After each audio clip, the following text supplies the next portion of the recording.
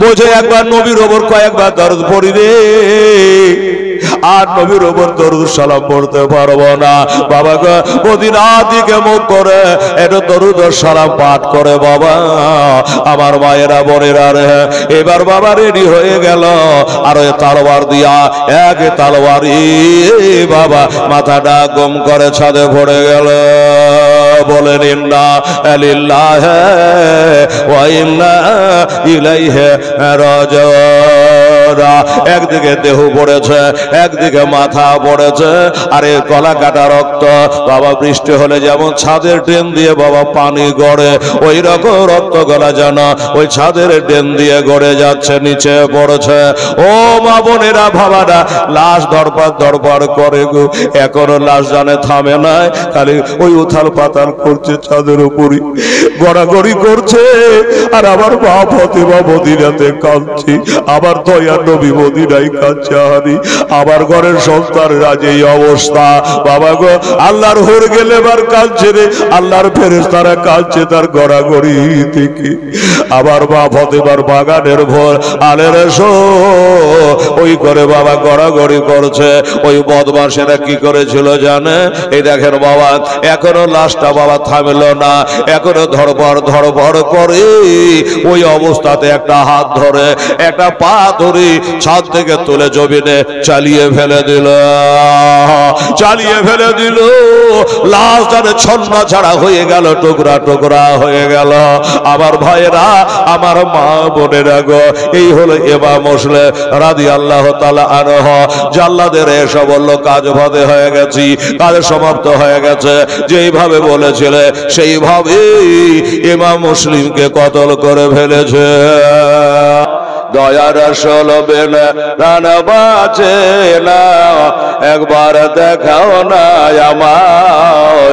দয়া নবী বিনা প্রাণ বাঁচে না, একবার দেখাও না আমায়। ওরে মর আজ বলে তোরে, দয়ার নবী কি গেছেন আমার তোর ভরে। ওরে মর আজ বলি তোরে,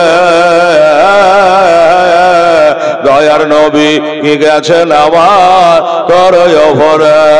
মর বলে গেছে সত, মর বলে গেছে সত, তবে নবীর পায়ের রেখা কেন পড়ি না।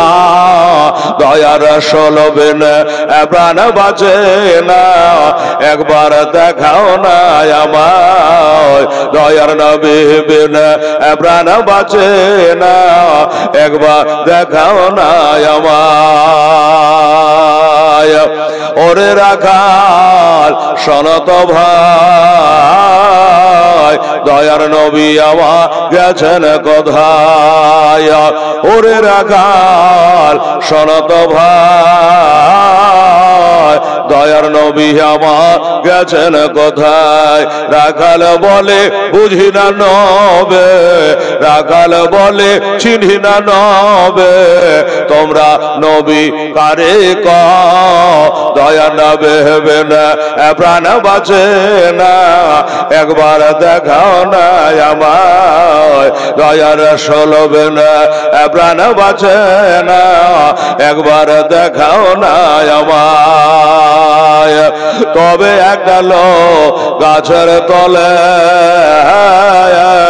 শেষদায় বড় শত কান্না করে। একটা লোক গাছের তলে শেষদায় বড় শত কান্না করে। রজা হাসরে মহাবিপদে খোদা, রজা হাসরের ওই মহাবিপদে আমার উম্মত কেমনে হবে পার। দয়া নবী বিনা প্রাণ বাঁচে না, একবার দেখাও না আমায়। দয়ার রাসূল বিনা প্রাণ বাঁচে না, একবার দেখাও না আমায়। আল্লাহুম্মা সাল্লি মাওলানা মুহাম্মদ ওয়া আলা আলিহি দেনা মাওলানা মুহাম্মদ সাল্লাল্লাহু তাআলা আলাইহি ওয়াসাল্লাম। বাবা আমার মা বোনের একটু খেয়াল রাখবেন। এবার ইমাম মুসলিম ওখানে আরাম করছেন, আর এই ইবনে জিয়াদ বাবা 20-22 জনকে একবারে টাট্টো ঘোড়া দিয়ে বলল, যাও ওকে ইমাম মুসলিম যেখানে থাক, যার বাড়িতে থাক, খুঁজে বার করে আনো। তাই ঘোড়ায় চড়ে বাবা খুঁজতে বার হয়েছে এজিদের লোক, বুঝলেন? এইভাবে খুঁজতে খুঁজতে খুঁজতে চলে যায়। তবে ওই যে বলেছিলাম, ওই মেয়েটা একটা কথা বলেছিল যে আমি আল্লাহর কাছে কত সাধনা করে দোয়া খায়ের করে একটা বেটা চেয়ে নিয়েছিলাম, নাম রেখেছি কি বেলাল। সেই বেলাল ওই দরবারে চাকরি করে, এখন এসে বাড়ি আসে নাই। কালকে বলছিলাম, মা বারবার করে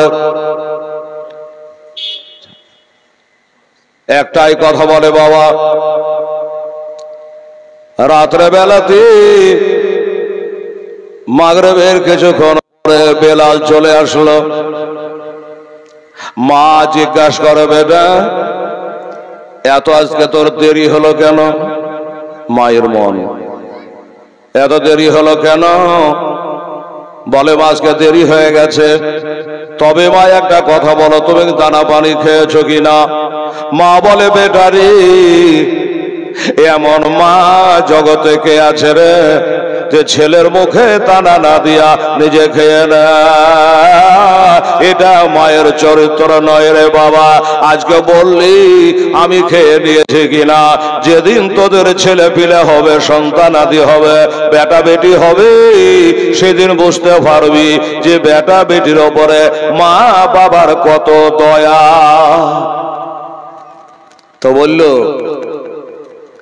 তাহলে মা তোমার কথাই বোঝা গেল যে তুমি খাওয়া দাওয়া করনি। হাতে পায়ে পানি দিল, খাওয়া দাওয়া হলো। মা গেল মায়ের ঘরে, ছেলে গেল বাবা ছেলের ঘরে।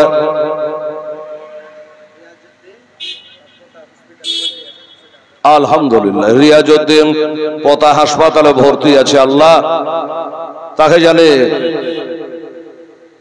সেভাবে কুল্লিয়া দান করে, আল্লাহ যেন তাকে বেড়া মুক্ত করে দেয়। তার জন্য 200 টাকা এ মহতি জালসায় দান করেছে। আমরা দোয়া রাখবো আধ ঘন্টা পর ইনশাআল্লাহ। যাই হোক বাবা, রাত্রিবেলা তো বেটা গেল বেটার ঘরে, মা গেল মার ঘরে।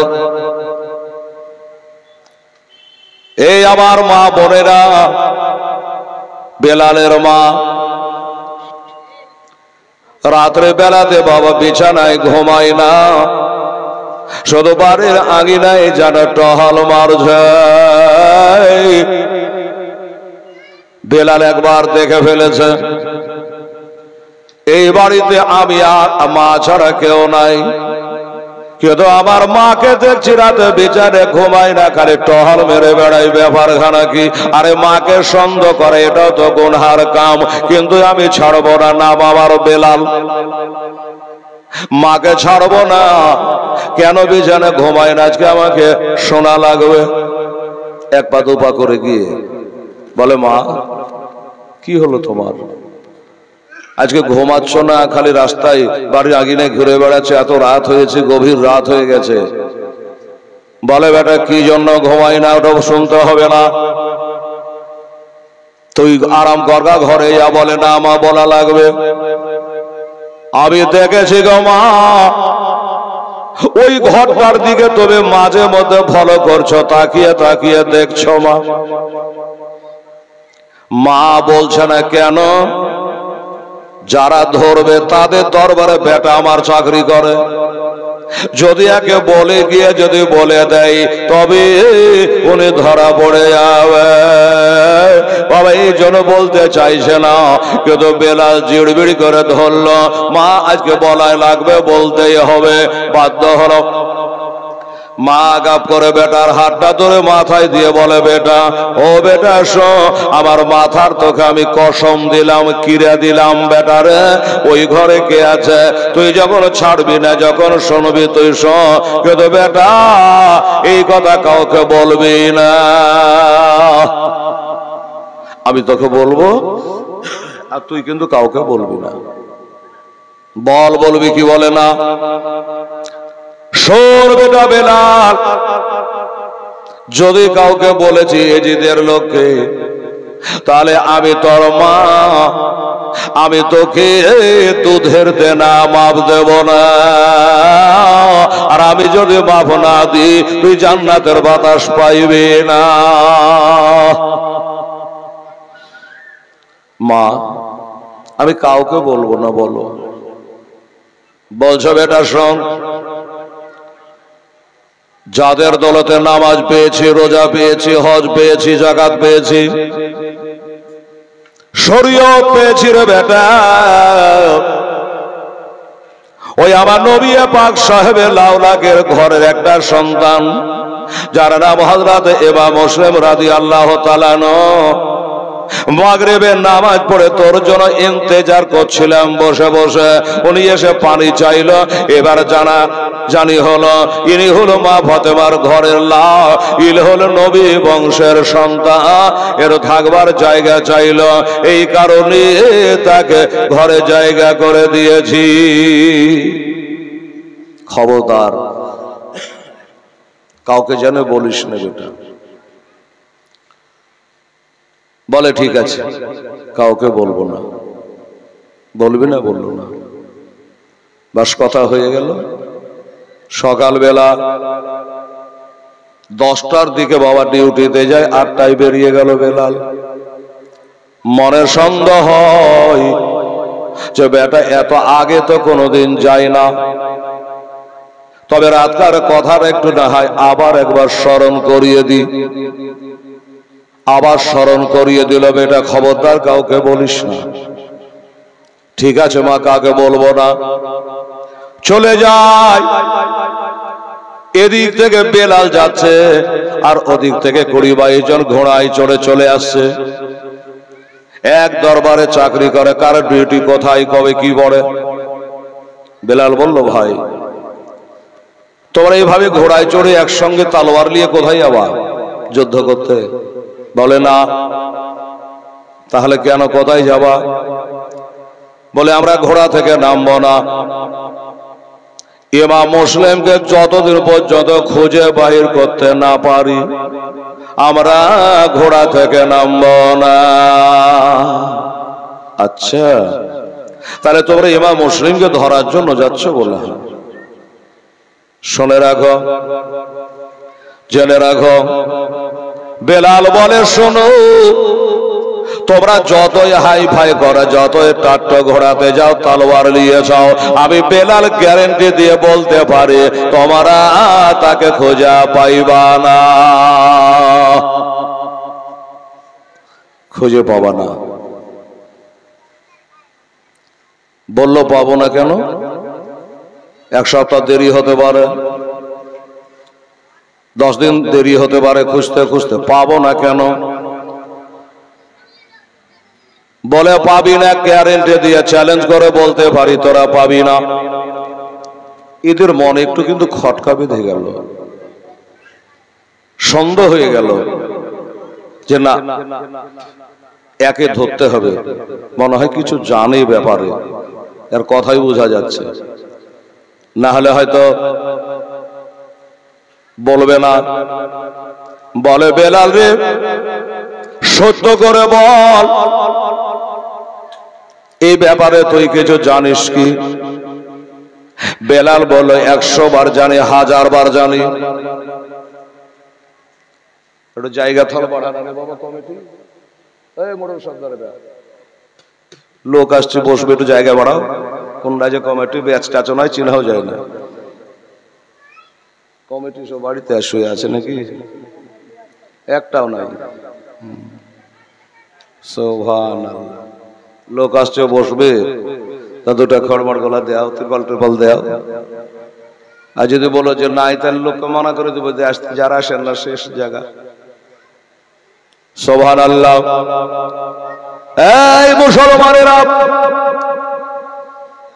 এই তো ওই পিছনে যাবো, যাও পিছনে যাও, পিছনে যাও। এবার বললো কি, বল তোকে বলা লাগবে, তোকে ছাড়বো না। বাবারে, বেলাল কিন্তু একটা চিন্তায় চিন্তিত আছে। বাবা, যদি বলে দিই আমার মা দুধের দেনা মাপ দেবে না, তাহলে হাসরের দিন কি অবস্থা হবে, এদিকে ডর। এবার যখন তারা জিড়বিড় করে বাবা ধরলো, চাবড়ে ধরলো, মজবুত করে ধরলো, তোকে বলা লাগবি, তখন বাবা বলে দিল, বলে শোনো রে, আমাকে বারবার করে আমার মা নিষেধ করেছে বলার জন্য, এই জন্য বলছিলাম না। তবে আমাদের বাড়িতে, আমাদেরই ঘরে উনি আরাম করছে, আমার ঘরে আরাম করছে। আমি রাত্রিবেলা নিজের চোখে দেখে আসলাম, কিন্তু মা কসম দিয়েছে ভাই, এই কারণে আমি বলছি না। বলে যা, তোর ডিউটি করগা, তোর কোনো চিন্তা নেই, তোর মাকে জানতে দেব না, আমরা বলবো না যে তোর বেটা পাঠিয়েছে। বেলাল চলে গেল, আর এরা ঘোড়ায় চড়ে বাবা তোয়া বিবির বাড়ির গেটে হাজির। ঘোড়া যে খটখাট খটখাট খটখাট করে আসছে, এই ঘোড়ার শব্দ কিন্তু আমার ইমাম মুসলিমের কানে যাচ্ছে। এত ঘোড়ার আওয়াজ কেন? আমার মনে হয় এই ঘোড়ায় চড়ে আমাকে ধরার জন্য আসছে। ওরে গাদ্দারেরা রে, ওরে কোভার গাদ্দারেরা, শোন, আমাকে যদি ধরতে আসিস আমিও ছাড়ব না। বালিশের তলে ছিল 3.5 কেজি ওজনের একটা তালোয়ার, সূর্যের মতো ঝকঝক করে ওই তালোয়ার খানা বালিশের তলে ছিল। ওইটাকে বাবা বালিশের নিচে থেকে উঠিয়ে বালিশের ওপরে একদম রেডি করে রাখলে, যদি আক্রমণ করে কাজ চালু করে দেব। নবী ঘরের সন্তান তালোয়ার রেডি করে দিয়া বসে আছে। দেখি দরজা বন্ধ আছে, ভেতর থেকে খাট খাট করলো, দরজায় বাড়ি দিল। এই বেলালের মা, এই তোয়া বিবি। এ সময় এবার কে এলো? তোয়া বিবি ধড়পড় করে তাড়াতাড়ি করে আসলো। কি খবর? বলে তোমার নাম তোয়া বিবি? বললে হ্যাঁ। কেন, কি হয়েছে? বলে শুনলাম, জানলাম তোমার ঘরে একটা আসামি রয়েছে, তোমার ঘরে ইমাম মুসলিম রাদিয়াল্লাহু তাআলা আনহু রয়েছে, আমার হোসাইনের নিজের চাচার বেটা, চাচাতো ভাই, তোমার ঘরে আরাম করছে, এরকম খবর আছে আমাদের কাছে। এটা কথা সত্য না মিথ্যা বলো।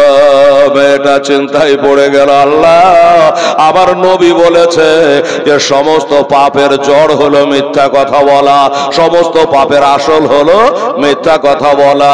এই মুসলমান, মেয়েটা চিন্তা করে, আল্লাহ, আমার ঘরে তো আছে, এবার যদি আমি বলি মিথ্যা বলবো না, সত্য বলবো, তাহলে হুজুরকে ধরিয়ে দেওয়া হবে, আর বলবে হ্যাঁ রে, তুই বেটি ছেলে এত বিশ্বাসঘাতকিনী রে, আমাকে ফসলা ফসলা ঘরে জায়গা দিলে, খাওয়ালি পিয়ালি সবই করলি, ওরাকে দিয়ে আমাকে ধরিয়ে দিলি, কথা তো উনি বলবে।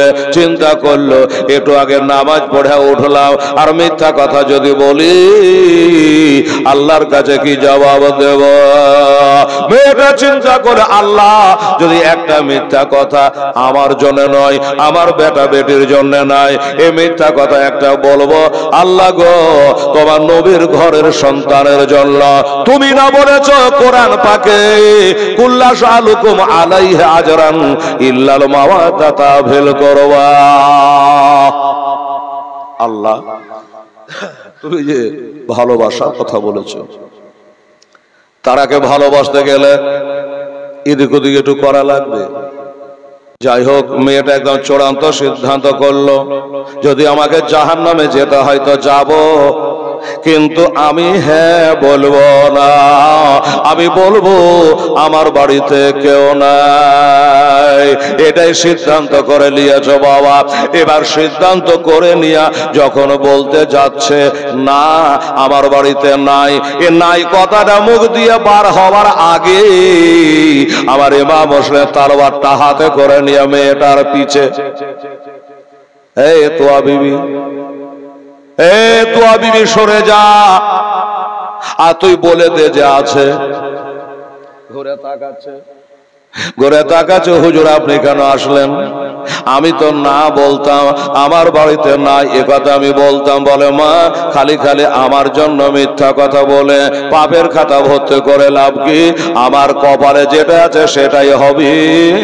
তুই হায়াত মওতের মালিক না, হায়াত মওতের মালিক, ইজ্জতের মালিক হলো আল্লাহ, কাজে তুই আমাকে বাঁচাতে পারবি না মা। তোর করণীয় কাজ তুই করেছি, এই জন্য তোকে ধন্যবাদ জানাই।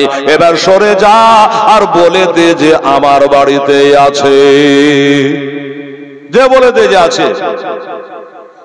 শুনতে তো পাই গেল, দেখতে তো পাই গেল, বলার আর কি লাগবে? বেরাদার আমার মা বোনের আগে এবারে সুবহানাল্লাহ,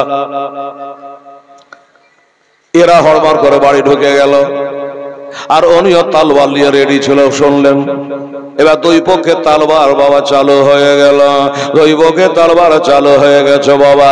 এসা জোরে তালবার চলে গো, এত জোরে তালবার চলে, হাই রে জুলফিকা চালানে ওয়ালারা আমার শিরে খোদা আলেম যার ঘরের লাল বাবা কেমন তালবার চালাবে তা তো আপনারা জানছেন।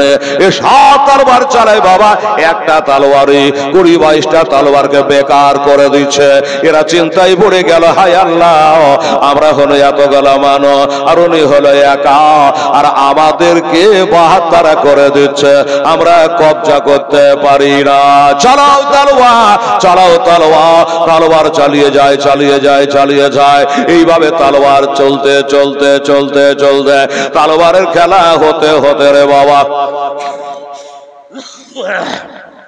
শেষ পর্যন্ত এক দুরাচার পাপী, এই পাপী গুনাহগার বলল আমাদের কথা যদি জানতে পেরে যায় ইবনে জিয়াদ, যাবার এতগুলো মানুষ একটা মানুষকে কবজা করতে পারেনি, আমাদের চাকরি থাকবে না। স্বাভাবিক কথা। একটা পাপী কি করেছিল জানেন? এই পাপী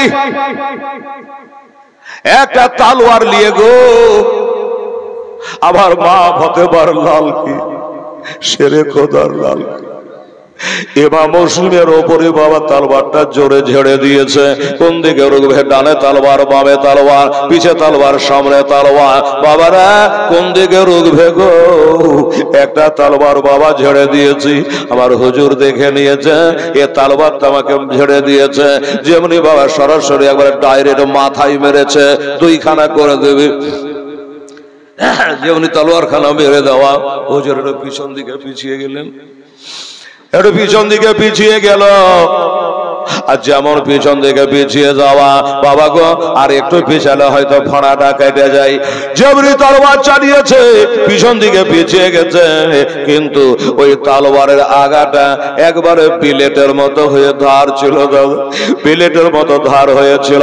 ওই তলোয়ার কানা লাগবে তোলা, হুজুরের মাথায় লাগলো না, কপালে লাগলো না, নাকের ওপর লাগলো না, ওই তলোয়ারটা লাগবে তোলা এই ঠোঁটে লেগে গেল, ওপরকার ঠোঁটে বাবা লেগে গেল, ঠোঁটটা কেটে গেল। আর একটা দাঁত, জিন্দা দাঁত বাবা খুলে জমিনে পড়ে গেল।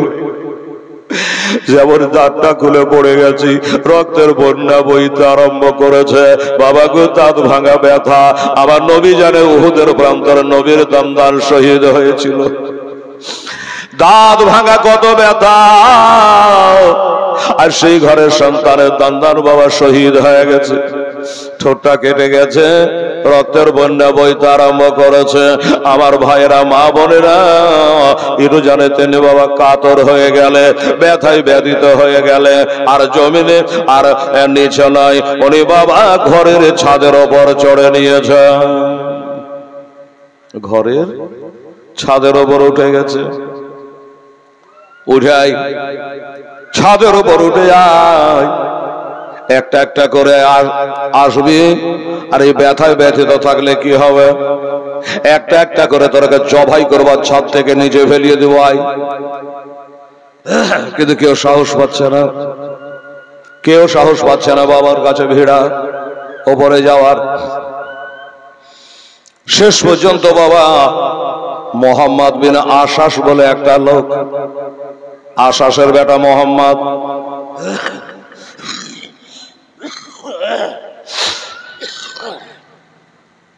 নিচে থেকে ইশারা করলো, এই ইমাম মুসলিম শোনো, তোমার তালওয়ার তোমার খাপে ভরো, আর আমাদের তালওয়ার আমরা খাপে ভরে দিলাম। আর লড়াই হবে না, আর মারামারি হবে না, তোমাকে আমান দিলাম, আবার দিলাম। আমার বসত লোক ছিল, তুমি একবার খালি নিচে নেমে আসো। বাবা গো, ওয়াদা খেলাপ করা মুনাফিকের আলামত। ওয়াদা করে যদি পালন না করে, এটা একটা মুনাফিকের চিনহারি। দেখ ভাই, আর তালওয়ার মারবি না তো? বলে না। তালওয়ারের রক্তটাকে টান মেরে মুছে খাপের মধ্যে তালওয়ারটা ভরে নিল, ছাদ থেকে নেমে আসলেন। এবার আর লাফিয়ে উঠে বলল, আপনাকে অ্যারেস্ট করা হলো, গ্রেফতার করা হলো। হলে তো হলো, তোয়া বিবি বসে বসে কান চালাইয়াও দেখতে হলো।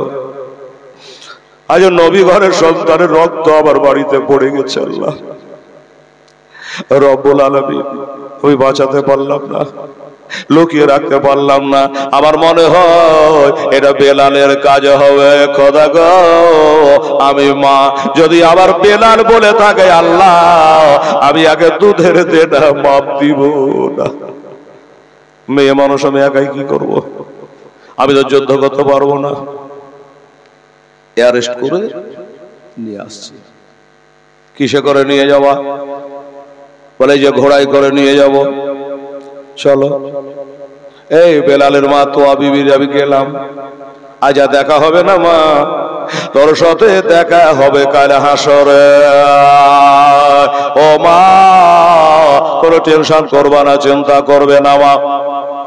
এবার ধরে নিয়ে যাচ্ছে, ঘোড়ায় করে নিয়ে যাবে। চাবো, ঘোড়ায় চাবো। পুলিশেরা যেমন গাড়িতে উঠিয়ে নেয়, তো ঘোড়ায় তুলছে বাবা। ইমাম মুসলিম ঘোড়ার এক রেখাবে পা রেখে যেমনি ঘোড়ায় চাপতে যাবে, আমার ইমাম মুসলিমের জবান থেকে একটা দোয়া বার হয়েছিল, জানেন? মুখ থেকে একটা দোয়া বার হলো। ওই দোয়াটা হলো, ইন্না লিল্লাহি ওয়া ইন্না ইলাইহি রাজিউন। এই দোয়াটা পড়লেন। যারা ধরছিল তারাও তো মুসলমান, এরা ঘোড়ার আগে দাঁড়িয়ে গেল, দাঁড়াও। এই ইমাম মুসলিম বলো, এ দোয়াটা তো মানুষ মারা গেলে পড়ে। কেউ মারা গেলে দোয়াটা পড়ে, কারেন্ট চলে গেলে দোয়াটা পড়ে, বাতি লিভিয়ে গেলে দোয়াটা পড়ে, হাত থেকে চিরুনি পড়ে গেলে এ দোয়াটা পড়ে, চলতে চলতে পায়ে হুজুট লেগে গেল, এ দোয়াটা পড়ে। তোমার পায়ে হুজুট লাগলো না, কারেন্ট ভাগলো না, বাতি লিভালো না, চিরুনি পড়লো না, কেউ মরা খবর দিলে না, তুমি ইন্না লিল্লাহ কেন বললা? এটা তোমাকে বলা লাগবে। আমার ইমাম মুসলিম বলছে, ওরে ধোঁকাবাজেরা, ওরে চিটিং বাজেরা, মিথ্যাবাদেরা, আমি কেন পড়েছি তোরা জানতে কি পারিস না? তারপরও জিজ্ঞাসা করছি। আপনারাকে বলি, এই মা বোনেরা, আমার ভাইরা, ইমাম মুসলিম দোয়াটা কেন পড়েছিল জানেন? উনি বাবা যেমনি ঘোড়ায় চাপতে যাবে, কি ওনার কাছে যে তালোয়ারটা বললাম আপনাকে খাপে ঢোকানো আছে, যেমনি ঘোড়ায় চাপতে যাবে, আর ওদের মধ্যে একজন তালোয়ারটা লক করে বার করে নিল, তালোয়ারটা বার করে নিল। এখন আবার তো লড়াই আরম্ভ হয়ে যাবে। তালোয়ার নিতে গেলে দরকার নেই, লড়াই করবো না, দোয়াটা পড়ে নি। এ তালোয়ার খানা যখন আবার চুরি হয়ে গেল, আমি দোয়াটা পাঠ করলাম, আমার তালোয়ারটা ভাইয়ের মতো কাজ করছিল। দেখবেন একটা মানুষ বয়স্ক হয়ে গেলে হাতে একটা লাঠি লাই, ভাইয়ের মতো কাজ করে।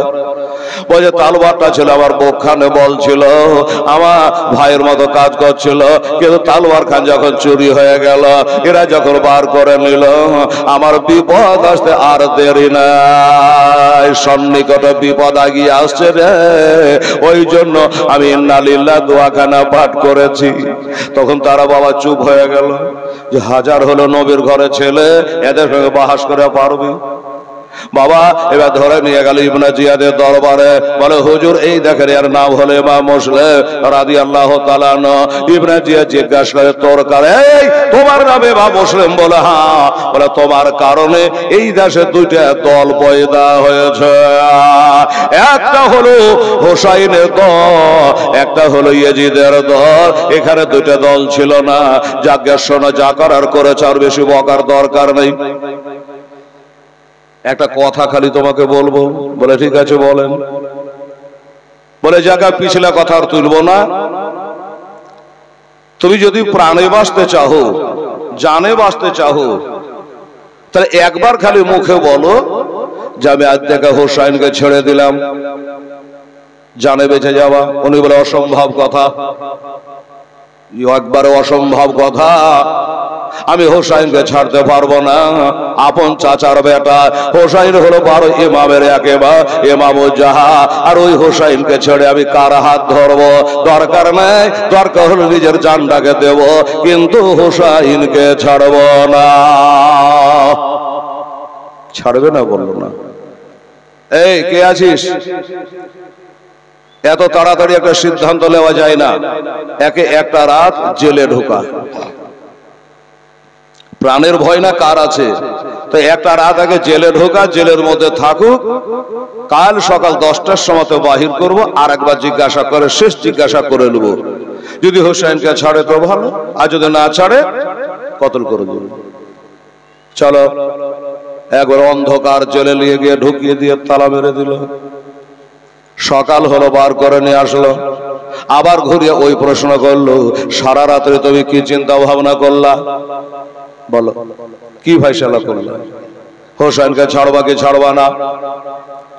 একবার খালি বলো হোসেনকে ছাড়বা কি না? কি বললো?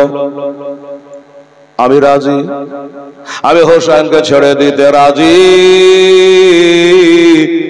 আমি হোসেনকে ছেড়ে দিতে রাজি। ইবনে জিয়া আনন্দ আত্মহারা। এই কথাটা কালকে বলতে কি হয়েছিল? যদি কালকে বলতে তাহলে রাতটা জেলখানায় কাটাতে হতো না, ফুল বিছানায় কাটাতা। ইমাম মুসলিম বলে আমার 4টি কথা আছে। কি কথা বলে এলাও? বলে আমি হোসাইনকে ছাড়তে পারি, তবে আমার কয়েকটা শর্ত আছে। সে শর্ত হলো কি, যে হোসাইনের বাবার মতো বাবা কার আছে একটা আমাকে দেখাতে হবে, ছেড়ে দেবো। হোসাইনের নানার মতো নানা কার আছে আমাকে দেখাতে হবে, তবে আমি ছেড়ে দেবো। হোসাইনের মায়ের মতো মা জগতে কার আছে আমাকে একবার দেখাতে হবে, যদি দেখাতে পারো তবে ছাড়বো, ওরা না হোসাইনকে ছাড়বো না। अरे गुलाबाने मुस्तफा जान देने से नहीं डरते, सर कट जाए या रह जाए कुछ परवाह नहीं करते। परवाह হুসাইনের মার মতো একটা মা দেখাতে, বাবার মতো বাবা দেখাতে, নানার মতো নানা দেখাতে। ইবনে জিয়াদের মাথা খারাপ, কি করে পারবো? হুসাইনের নানা হলো নবী, আর আমাদের নানা হলো কবি। আমাদের মা আছে ঠিকই, কিন্তু আমাদের মায়ের জান্নাতের গ্যারেন্টি নাই। হোসাইনের মায়ের জান্নাতের গ্যারেন্টি আছে, শুধু জান্নাতের গ্যারেন্টি নয়, জান্নাতি মহিলাদের তিনি হলো সরদারিনী। এরকম মা আমি দেখাতে পারবো না, নানার মতো নানা দেখাতে পারবো না, বাবার মতো বাবা দেখাতে পারবো না, মামু খালাদের মতো দেখাতে পারবো না। বলে দেখাতে যখন পারবে না, পরিষ্কার কথা আমি ছাড়তেও পারবো না। ইবনে জিয়াদ বলছে যে আমিও তো ভাবছি নবী ঘরের সন্তান এত শর্টকাটে এত সহজে রাজি হয়ে গেল, কিন্তু পিছনে মেও লাগিয়ে রেখেছে কে জানে। ছাড়বে না বললো না, ঠিক আছে রেডি হয়ে যাও, জাল্লাদকে ডাকলে নিয়ে যাও। পাড়ার শেষে নিয়ে গিয়া ঘরের ছাদের ওপর তুলে একবারে দোতলা ছাদের উপরে উঠাইবা, উড়িয়ে তার শিরচ্ছাদ করে দিবা, তার মুন্ড কেটে নিবা। অর্ডার পাস হয়ে গেল, হাকিমের হুকুম হয়ে গেল। এবার নিয়ে যাবে, টানছে, বলে একটু দাঁড়াবে, আমি পালিয়ে যাব না, আমি পালিয়ে যাব না, আমাকে শহীদ তোরা করবি কর। ইবনে জিয়াদ রে, আমার তিনটা কথা আছে ভাই, শহীদ তো করে দিবি, আমার তিনটা কথা আছে, একটু শুনবি না? বলে কি কথা? বলে এক নম্বর কথা হলো, এখানে আসার পরে আমি একটা নিজের হাতে চিঠি লেখে আমার ভাই হোসাইনকে আসার জন্য আহ্বান করেছি। মেলা রাস্তা বোধহয় চলে আসলো, মেলা রাস্তা চলে আসলো, তোমরা একটু মানা করে দিও, এ গাদ্দার দেশে জানে উনি আর না আসে। একটা হয়ে গেল। দ্বিতীয় নাম্বার কথা হলো, এই দেশে আসার পরে আমার 700 টাকা দেনা হয়ে গেছে, আমার ধারণা আমার ভাই হোসেন এলে পরে দেনাটা শোধ করে দেব। আর যখন তোমরা শহীদ করে দিবা, আর তো ভয়ের সাথে দেখা হবে না, ওই দেনাটা তোমরা শোধ করে দিও, ওই দেনাদার জানে কিয়ামতের দিন আমার কাছে না যায়। দুইটা হয়ে গেল। তিন নম্বর কথা হলো এটা, আমাকে যখন শহীদ তোমরা করবা, এবার শহীদ করার পরে আমাকে তোমরা জানাজা পড়ি, তোমরা আমাকে মাটির তলে দাফন করে দিও। এই তিনটা কথা একবার বলো না ভাই।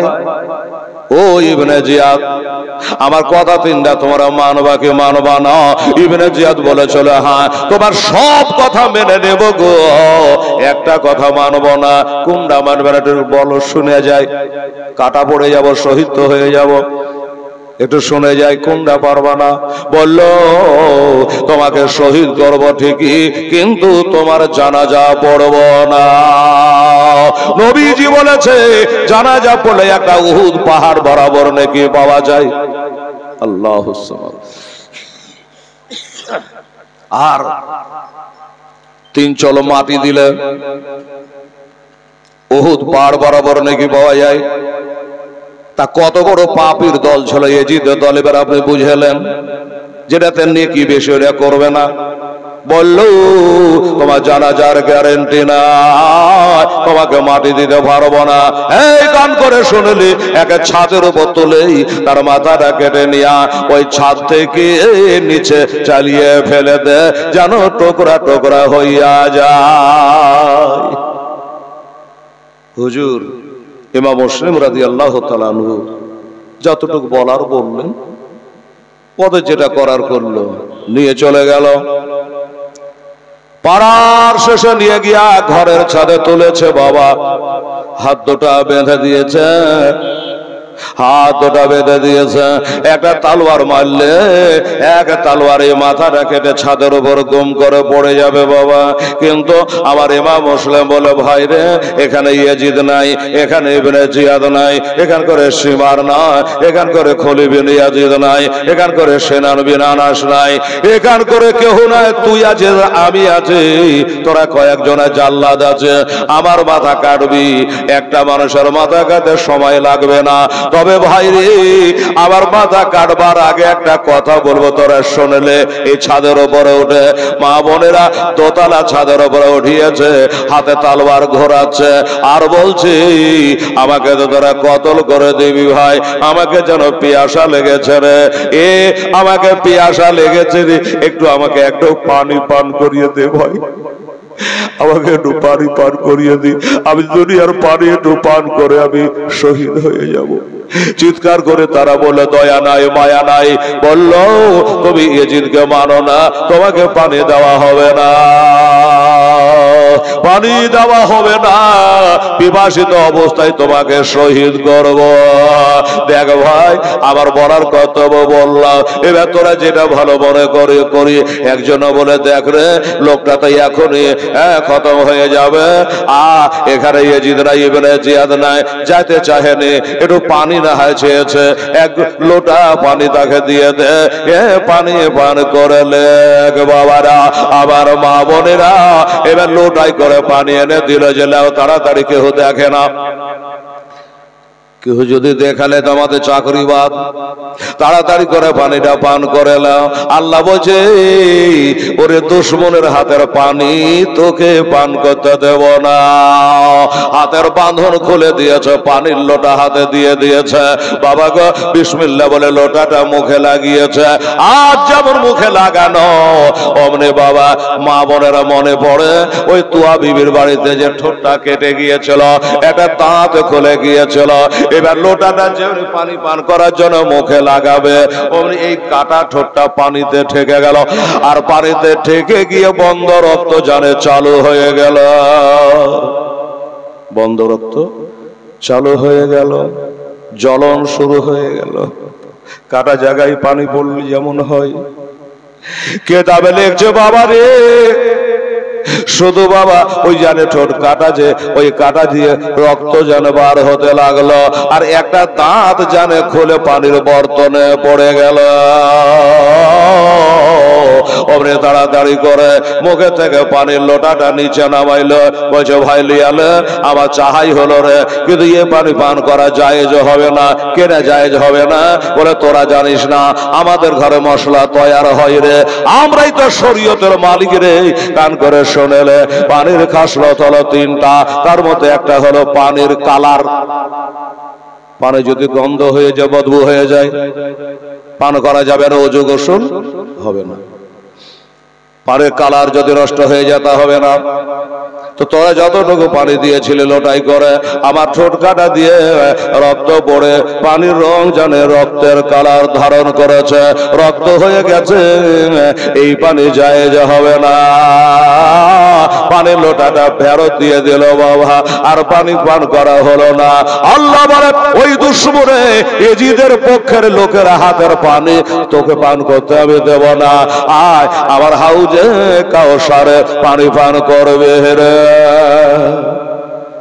বাস লোটা তো দিয়ে দিল, বলে এবার রেডি হয়ে যাও, কতল করবে। বলে একটু দাঁড়া, একটু দাঁড়া রে, একটু মদিনার দিকে আমাকে মুখ করতে দে রে। মদিনা দিকে মুখ করে আমার নবীর উপর কয়েকবার দরুদ শরীফ পড়বো রে। মেলা দুশমন আছে দরুদ পড়ে না, বোঝে একবার নবীর ওপর কয়েকবার দরুদ পড়ি রে, আর নবীর ওপর দরুদ সালাম পড়তে পারবো না। বাবা গো মদিনা দিকে মুখ করে একটু দরুদ সালাম পাঠ করে বাবা আমার মায়েরা বোনেরা রে। এবার বাবা রেডি হয়ে গেল, আর ওই তালওয়ার দিয়া এক তালওয়ারি বাবা মাথাটা গম করে ছাদে পড়ে গেল। বলেন ইন্না লিল্লাহি ওয়া ইন্না ইলাইহি রাজিউন। একদিকে দেহ পড়েছে, একদিকে মাথা পড়েছে, আর এই গলা কাটা রক্ত বাবা বৃষ্টি হলে যেমন ছাদের ড্রেন দিয়ে বাবা পানি গড়ে, ওই রকম রক্ত গলা যেন ওই ছাদের ড্রেন দিয়ে গড়ে যাচ্ছে, নিচে পড়েছে। ও মা বোনেরা ভাবারা, লাশ দরবার দরবার করে গো, এখনো লাশ জানে থামে নাই, খালি ওই উথাল পাতাল করছে, ছাদের উপরই গড়াগড়ি করছে।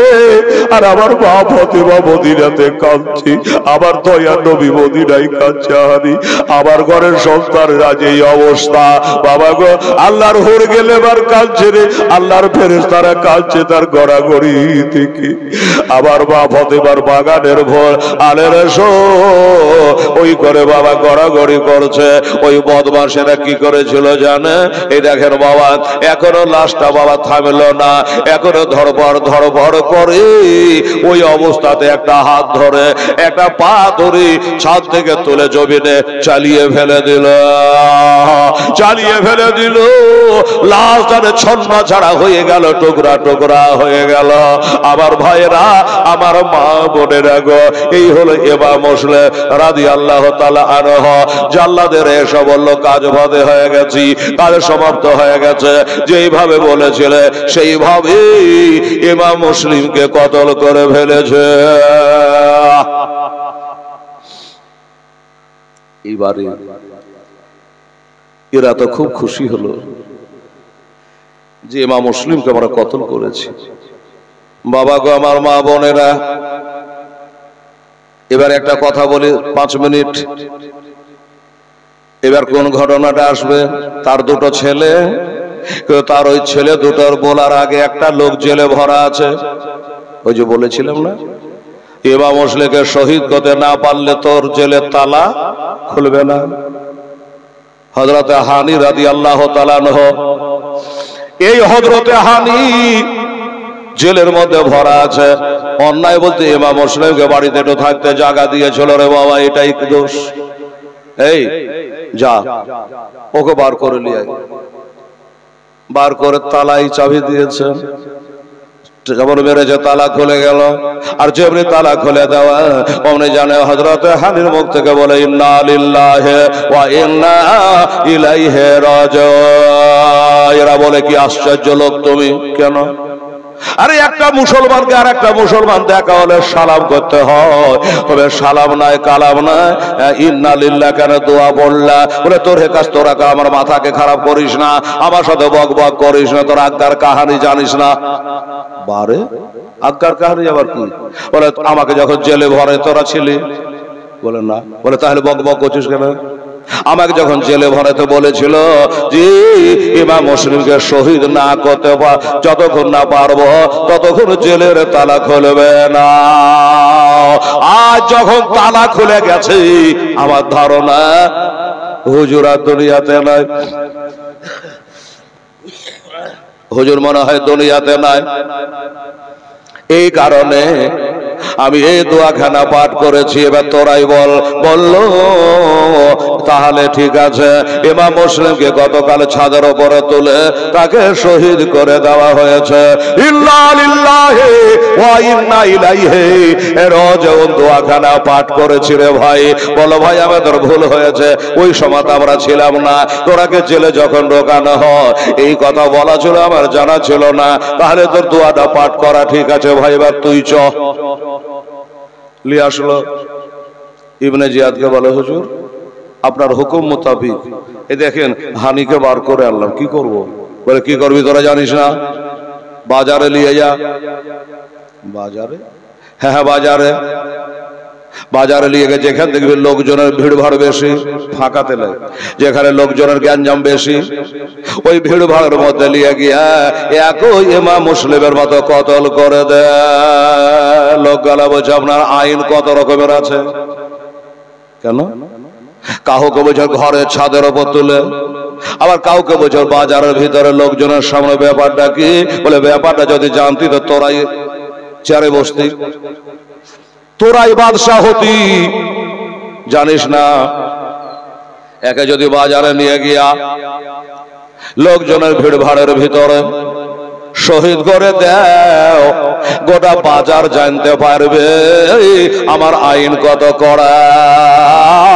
বারদেগার কেউ আর বেয়াদবি করবে না, হোসাইনের পক্ষে আর থাকবে না। আমার মা বোনেরা ভাইয়েরা এবার তাই করে তাকে টানতে টানতে বাজারে নিয়ে গেল। বাজারের মধ্যে নিয়ে গিয়ে ভিড় ভাড়ের ভিতরে বাবা এবার তাকে কতল করবে। হাত দুটো বাঁধা আছে, হাত দুটো বাঁধা আছে। বলে ভাই রে আমাকে কতল তোরা করবে, হাতের বাঁধনটা খুলে দে না। ভাই বলে না, হাতের বাঁধন খুললে তোমাকে হয়তো পারবো না, এরা বাঁধন খুলে দেবে না। ওরে চিন্তা ভাবনা করে এরা খুলে দেবে না তো কি হয়েছে? সেরে খোদা মুশকিল কুশা হায়দারে কাররার পাতে খাইবা ফাতেমার সওয়ার হাসান হোসেন আব্বা যার জন্ম হলো কাবা ঘরে, শহীদ হলো কুফার যাবে মসজিদে, আর বর্তমানে তার মাজার হলো না যাবে আসরাফ। মারলোটা তানবীরি হাতের জিনজিরকে একটা দড়ির মতো ছিঁড়ে ছেড়ে ফেলে দিয়েছে বাবা। দড়িকে ছিঁড়ে ফেলে দিয়েছে, হাতের বাঁধন ছেড়ে দিয়া বাজারে দোকানদার ভাইরাকে বলে মুসলমান তোরা না হলে বলতাম না, এই দোকানদারেরা আমাকে একটা তালোয়ার দেনা ভাই, হাতের বাঁধন ছিঁড়ে ফেলেছে, একটা তালোয়ার দেনা ভাই, তোকে জান্নাতের সাথে করে নিয়ে যাব রে, একটা তালোয়ার দি, একে যুদ্ধ করে মরিয়ে।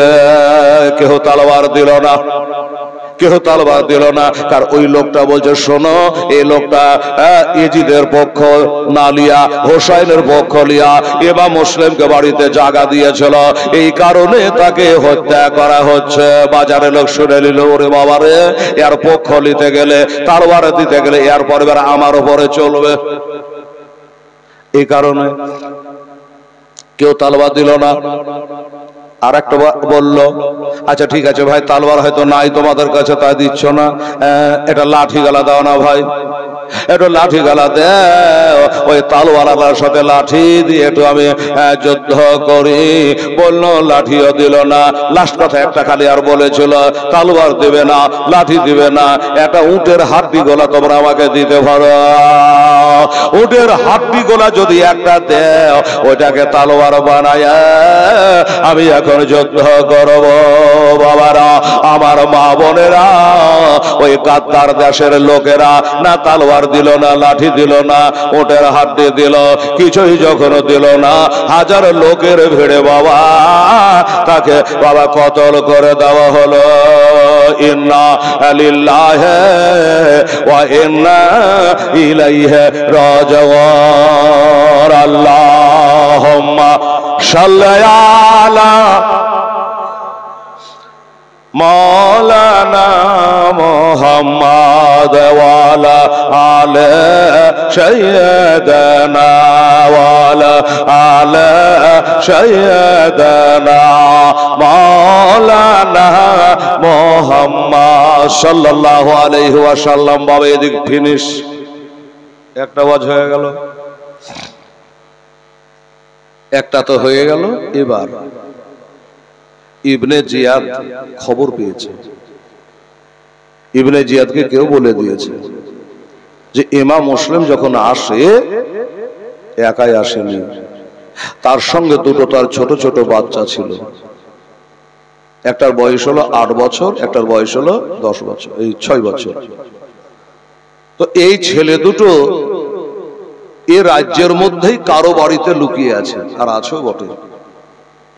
তো হে ইবনে জিয়াদ,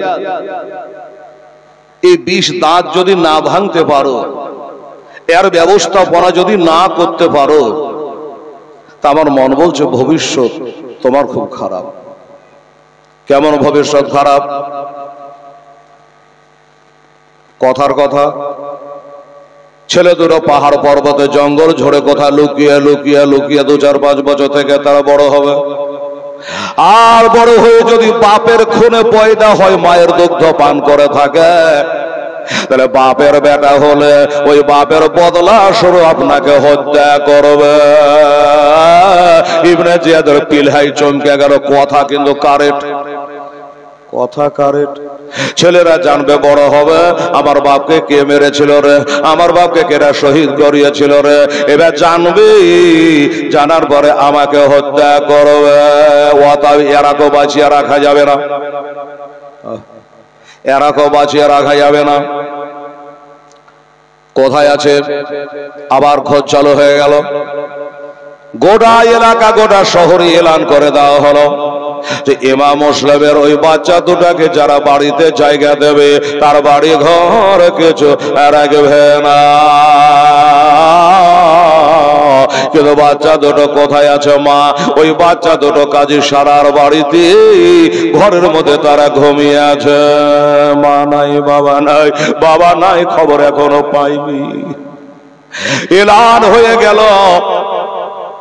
বাড়ির মালিক কাজী সারা চিন্তা করলো, খোদা গো, আমার মা ফাতেমার ঘরে দুটো সন্তানকে পেলাম, কিন্তু ঘরে বুঝে রাখার যাবে না।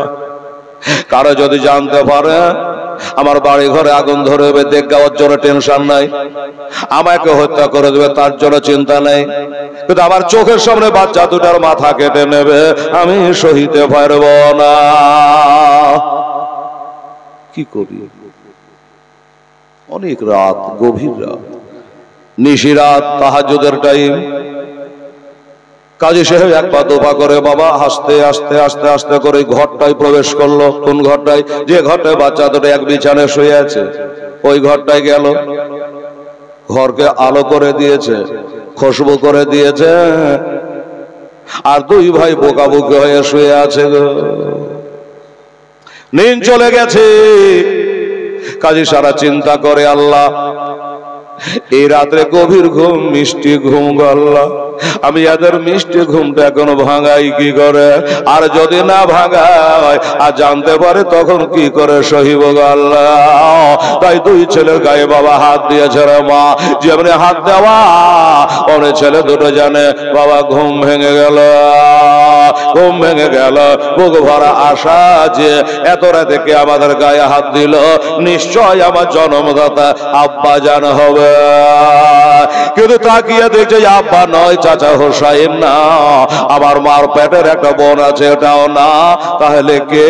তাকিয়ে দেখছে যে বাড়িতে থাকি ওই বাড়ির মালিক কাজী সারা পাশে বসে বসে কাঁদতেছে,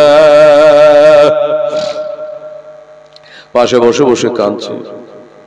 ছেলে দুটো বললে চাচা আজ তো কদিন থেকে আপনার বাড়িতে আছি, কিন্তু এত রাতে আপনাকে কোনোদিন কাঁদতে দেখিনি, এত রাতে আমাদের ঘরে আসতেও দেখিনি, কি ব্যাপার?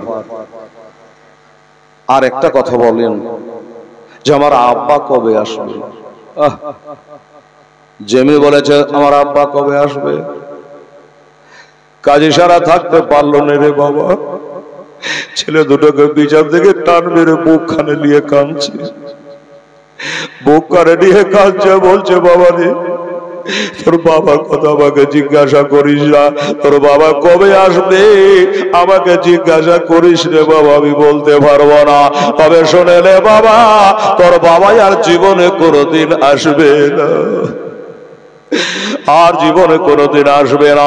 বলে চাচা কেন গো? বলে গাদ্দার দেশের মানুষেরা ইবনে জিয়াদের অর্ডার, ইয়েজিদের হুকুমে পাড়ার শেষে নিয়ে গিয়া ঘরের ছাদে তুলি তাকে শহীদ করে দিয়েছে। তাই নাকি? আমার আব্বা শহীদ হয়ে গেছে? বললো হ্যাঁ। চাচা একটা কাজ করেন না, আল্লাহ আপনার ভালো করবে। কি? আমার বাপের কবরটার কাছে একটু নিয়ে চলে, আমার আব্বার কবরের কাছে আমাকে নিয়ে চলে। আল্লাহর কোরআন বলছে আল্লাহর পথে যারা শহীদ হয় তারা মরে না, তারা জিন্দা। আমরা আব্বা আব্বা করে ডাকবো গো, আব্বার কবরে দোয়া করবো রব্বির হামমা কামা রব্বায়ানি সাগীরা। আল্লাহ শিখায়া দিয়েছে আমরা একটা আব্বার কবর কানা জিয়ারত করব। ছেলে দুটোকে বলছে বাবরে তোরা একটা দাবি করেছি, তোর আব্বার কবর কানা জিয়ারত নিয়ে যাব, কিন্তু বাবা তোর আব্বার কবর থাকলে না তোরাকে নিয়ে যাব। কেন গো? বলে তোর আব্বার কবর নাই, তোর আব্বার জানাজা হয় নাই, তোর আব্বাকে তারা মাটি দেয় না, ওই ঘরের ছাদে তুলে ওপর থেকে চালিয়ে ফেলে দিয়েছে। এই জন্য তোর বাপের কবরে নিয়ে যেতে পারলাম না, এই জন্য তোরা কি তোর বাপের কবর দেখাতে পারলাম না। মুখের কথা জবানে জারি বলছে বাবা এবার শোনো, বাবা এবার শোনো একটা কথা, সেটা হলো কি তোমার আব্বার ধ্যান এখন ছাড়ো। এই গাদ্দারেরা তোমার আব্বাকে শহীদ করে দেওয়ার পরও তারা ঘুমায় নাই। তোমার আব্বা জানকে শহীদ করে দেওয়ার পর এবার আবার এলান করেছে হ্যাঁ তোমরা কেউ শহীদ করবে।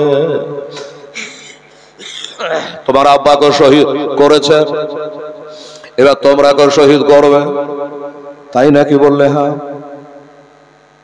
চাচা তাহলে উপায় কি? উপায় কি?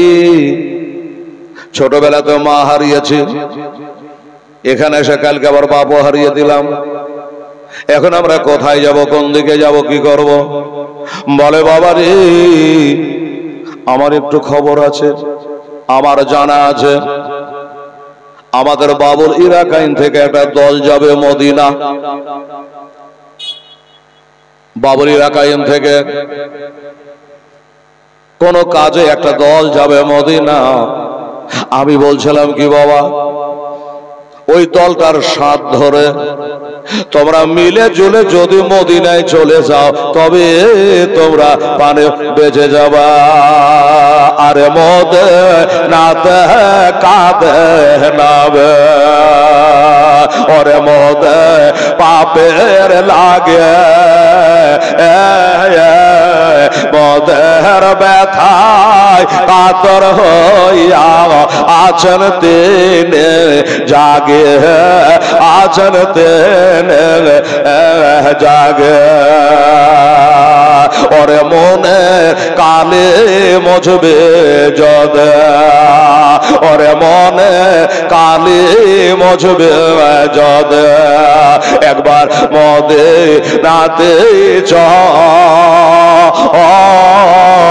তোরা কেন্দে কেন্দে বল সকলে রে, সল্লে আলাব সল্লে আলাব। ওরে মদে নারয় ভিজা মাঠে, ওরে মদে নারয় ভিজা মাঠে, আমার নবী চোখের জল তোরা কেন্দে কেন্দে সকলে রে, সল্লে আলাব সল্লে আলাব। বাবা তোমরা দেরি না করে আমার কথা মোতাবিক ওই দলটার সাথে তোমরা মিলে জুলে মদিনায় চলে যাও, তাহলে তোমরা প্রাণে বেঁচে যাওয়া। ঠিক আছে চাচা? এই মুসলমানেরা, আমার আম্মা জানেরা, কাজে সারা পরামর্শ দিল। এবার কি বলল? বেরাদারান ইসলাম সামাইনে কেরাম বলে, চাচা গো ওই বাবুল ইরাকায় কোন জায়গাটার নাম আমাদের চিহ্না নাই। কি করে চিনবে বলুন? ছোট ছোট ছেলে, এ তো কদিন আসা হলো, তারপরে লুকিয়ে লুকিয়ে বেড়াচ্ছে। ওই জায়গাটা যে আমরা চিনি না, যদি আপনাকে বলে যে খালতুপুর থেকে ট্রেন ছাড়বে আপনি চলে যাবেন, ওই জায়গাটা চেনে না, বিদেশ জায়গা। বললো তাহলে কাম করো, আমি ব্যবস্থা করে দিচ্ছি, ওই ব্যবস্থা করে তোমরা চলে যাও। কাজী সাহেবের একটা বেটা ছিল, নাম তার আসাদ। আসাদ রে, এই আসাদ। আসাদের ঘুম ভেঙে গেল। কি হলো আব্বা? বলে বেটা আমার একটা নবীর সুন্নাত পালন কর রে বেটা, একটা সুন্নাত পালন কর। আসাদ বলে আব্বা জানে এত রাতে সুন্নাত পালন মানে বুঝতে পারলাম না। বলছে দেখ, বাড়িতে যখন মেহমান আসে, ওই মেহমান যখন বাড়ি যায় তার সাথে সাথে একটু রাস্তা আগিয়ে দেওয়া, এটা নবীর সুন্নাত। তো হ্যাঁ গো আব্বা, কাকে আগাবো এত রাতে? বলল আমার নবী ঘরের সন্তান দুটো আছে রে বাবা, গোটা শহরে এলান হয়ে গেছে, তারাকে লোকে খোঁজাখুঁজি করছে ধরবার জন্য, শহীদ করার জন্য।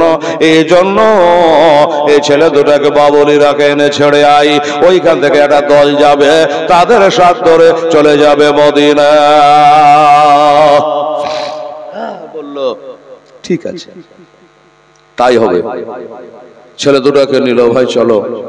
যাবার সময় কাজী সাহেব একবার বুকে লাগালো, একবার বুকে লাগালো, আদর করলো, সোহাগ করলো, আর বললে বাবু কালে হাসরের দিনে আমার নবীকে বলিও না যে আমি তোমাদেরকে তাড়িয়ে দিয়েছি রে বাবা, কোন পিঠের ভালাই করা ছিল যে দুনিয়াতে, তাই এক ওভাতে এত বাড়ি থাকতে কারো ভাগ্য হলো না।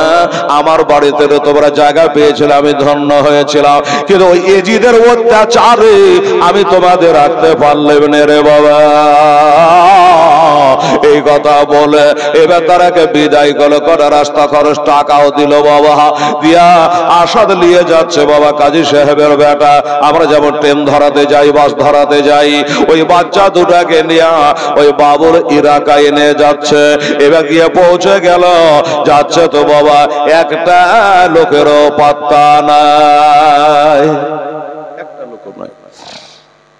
হ্যাঁ গো আসাদ ভাই, তোমার বাবা বলল এখান থেকে বলে একটা দল মদিনা যাবে, তো কই একটা লোক তো নাই। বলে দেখ আমার বাবা তাহাজ্জুদ নামাজ পড়ে, মিথ্যা কথা বলে না, হতে পারে আমাদের আসতে একটু দেরি হয়ে গেছে, ঘড়ি থাকতো বাবা ট্রেন ফেল হয় না রে বাবা, হয়ে যায়। হতে পারে আমাদের আসতে একটু দেরি হয়ে গেছে, আর ওই দলটা হয়তো একটু আগে চলে গেছে। আসাদ ভাই, তাহলে এখন উপায় কি হবে? এ তো ট্রেন লাগে, পরে ট্রেনে যাবি, কি করা যায়?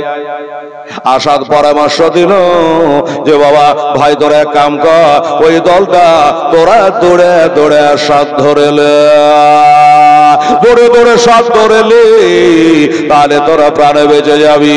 আমার মা বোনের আগো, আমার ভাইয়েরা বাবার আগো তাই করলো বাবা। এবার ওই দলটার সাথ ধরার জন্য ছেড়ে দিল। আসাদ কিন্তু বাবা নিজের বাসায় ফিরে চলে আসলো। আসাদ বাসায় ফিরে চলে আসলো। ওই ছেলে দুটো বাবা এবার দৌড়ার পালি, তাই তারা দৌড়ে দৌড়ে বাবা চলে যাচ্ছে। কাল বলছিল রাস্তা হে রাস্তায় এতে তো ভাই, রাস্তা হে রাস্তায় এতে তো ভাই, ফিরে ফিরে তাকায় রে, কোপার মাটি শুধু কান্দে রে। রাত বহাল সকাল হলো, রাত বহাল সকাল হলো, কোফার বাজার পাই। আর দুই ভাইতে কথা বলে, হায় আল্লাহ আজ কোথায় যায়, হায় আল্লাহ আরে কোথায় যায়। তাই ধীরে ধীরে তারা নদের তীরে, ধীরে ধীরে বাবা ধীরে ধীরে নদের তীরে গাছের তলাতে লোকায় রে, কোফার মাটি হিলে রে। সারা রাত রে দৌড়ে দৌড়ে পা দুটি তাদের ফুলে যায়। আর পাহাড়েতে ধাক্কা লেগে তাজা রক্ত ঝরে যায়, তাজা রক্ত বহে যায়।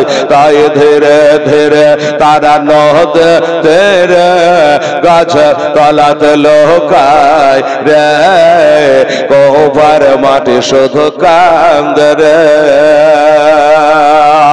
আর একটা মেয়ে পানি নিতে আসে ঝরনার রজনে কটে, আর হঠাৎ করে দৈলাল দেখে বোঝাইলেন তাহাদে, বোঝাইলেন তাহাদে। তাই ধীরে ধীরে তোদের এমন জাগা নে যাব বাবা, এমন জাগা নে যাব, ভয় নাই কষে থাই রে, কোফার মাঠ কান্দরে।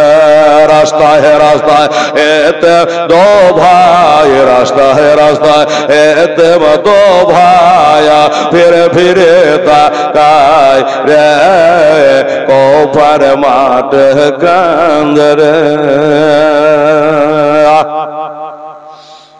এই করে বাবা দুই ভাই সারা রাত দৌড়াচ্ছে। কেতাবে লিখছে দৌড়তে দৌড়তে 6